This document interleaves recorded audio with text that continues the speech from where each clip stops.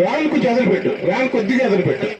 చాయే చాయే తిరిగి చాయే చాయే చాయే చాయే చాయే చాయే చాయే చాయే చాయే చాయే విశాఖ ఉక్కును విలీనం చేయాలి.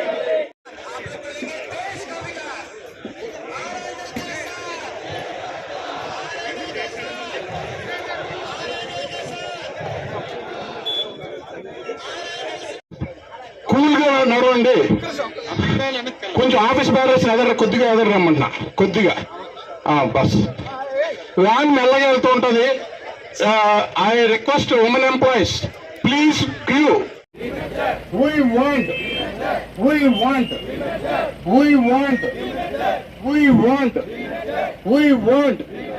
चाहिए चाहिए चाहिए चाहिए चाहिए चाहिए चाहिए चाहिए चाहिए चाहिए चाहिए వెనకెళ్ళండి. రెండో బ్యానర్ లేడీస్ కి ఇవ్వండి.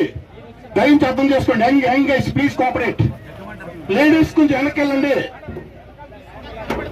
Banu madam please follow this office banners.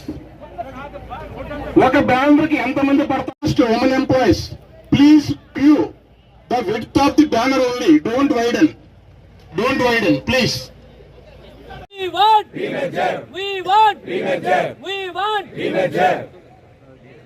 Measure చేయాలి. 6 ఏళ్ల సేల్ వెంటనే మెజర్ చేయాలి. 6 ఏళ్ల సేల్ వెంటనే మెజర్ చేయాలి. 6 ఏళ్ల సేల్ వెంటనే.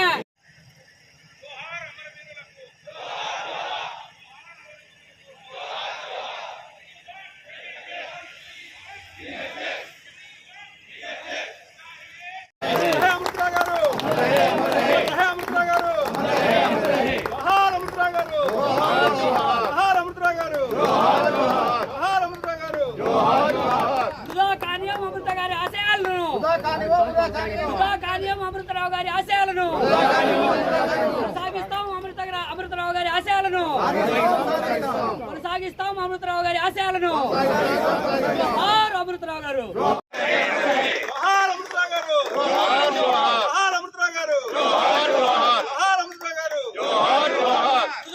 అమృత గారి ఆశయాలను అమృతరావు గారి ఆశయాలను కొనసాగిస్తాం. అమృతరావు గారి ఆశయాలను కొనసాగిస్తాం. అమృతరావు గారి ఆశయాలను. విశాఖ ఉక్కును శైలిలో విలీనం చేయాలి. ఉక్కును శైలిలో విలీనం చేయాలి. విశాఖ ఉక్కును శైలిలో విలీనం చేయాలి. ఉక్కును శైలిలో విలీనం చేయాలి. ఉక్కును శైలిలో విలీనం చేయాలి.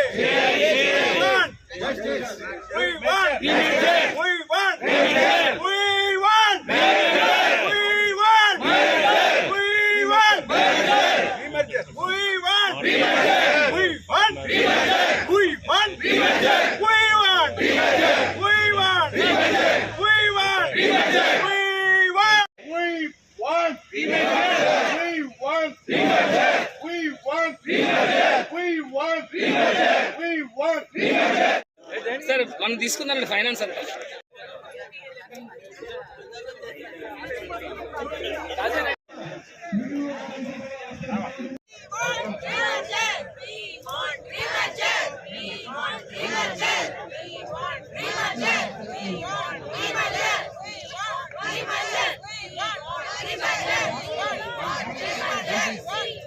చేయాలి చేయాలి చేయాలి చేయాలి.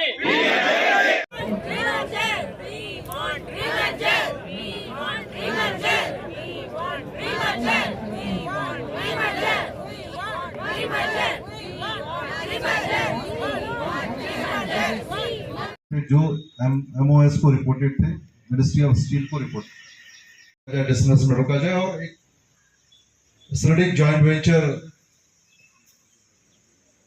उस समय RNL का डिस्टेंस और यहाँ एग्जीक्यूटिव काउंसिल मेंबर के सभी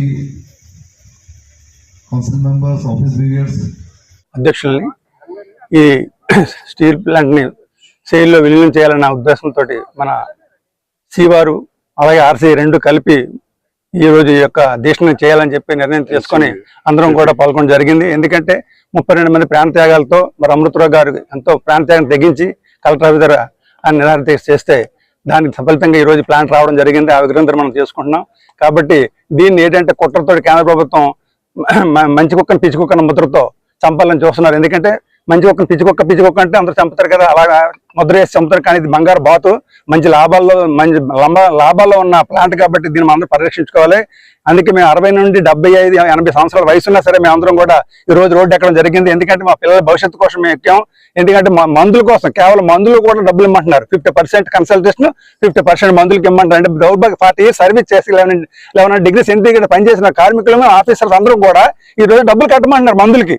మరి మేము చేసిన సర్వీస్ ఏంటి? కాబట్టి మన ప్లాంట్స్ ప్రభుత్వ రంగాలు కాపాడుకుంటే మా అందరం బాగుంటుందని చెప్పి విలీనం చేయాలని, సెయిల్లో విలీనం చేయాలని మెయిన్ డిమాండ్ చేస్తున్నాం. కాబట్టి మీరు అందరూ సపోర్ట్ చేసినందుకు సెఫీ వారికి అందరూ ధన్యవాదాలు తెలియజేస్తూ సెలవు తీసుకుంటాం. ఈ రోజు ఉక్కు అధికారుల ఇచ్చిన పిలుపు మేరకు ఇక్కడికి వచ్చిన అందరూ కూడా ప్రధాన డిమాండ్ సెయిల్లో మెర్జర్ చేయాలి. విశాఖ ఉక్కు పక్క 7.3 మిలియన్ టన్నులతో విస్తరించారు, కానీ దానికి ఏమాత్రం కూడా ఆర్థిక సహకారం చేయలేదు. ఆర్థిక ఇబ్బందుల వల్ల విశాఖ ఉక్కు 7 మిలియన్ టన్నుల ఉత్పత్తి చేయలేకపోతుంది. కేవలం 4.5 మిలియన్ టన్నులే చేస్తుంది. ఇది దేశ అభివృద్ధికి ఎంత మాత్రం కరెక్ట్ కాదు.